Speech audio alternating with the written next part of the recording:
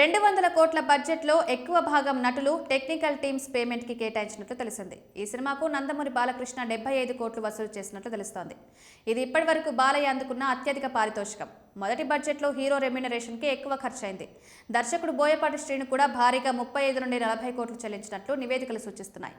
ఇతర నటీనటుల ఫీజులు చూస్తే సంయుక్త మీనన్ 2 కోట్లు, హర్షాలి మల్హోత్రా 50 లక్షలు, పూర్ణ 50 లక్షలు, ఆది పెనిశెట్టి ₹1 కోటి, సినిమా సంగీత దర్శకుడు తమన్ 15 నుండి 20 కోట్లు తీసుకున్నట్లు తెలుస్తోంది.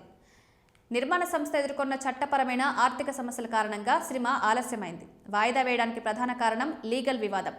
ఈ రోజు ఇంటర్నేషనల్ సంస్థ అఖండ 2 నిర్మాతలు 14 రీల్స్ ఎంటర్టైన్మెంట్ పై అప్పీల్ దాఖలు చేసింది.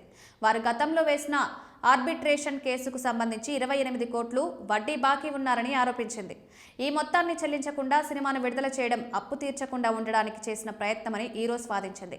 దీని కారణంగా మద్రాస్ హైకోర్టు స్టే ఆర్డర్ జారీ చేసింది. ఈ విషయం పరిష్కారం అయ్యే వరకు సినిమాను విడుదల చేయకుండా ఉత్తర్వులిచ్చింది. ప్రస్తుతం ఈ సమస్యలన్నీ పరిష్కారమై సినిమా రిలీజ్కి సిద్ధమైంది.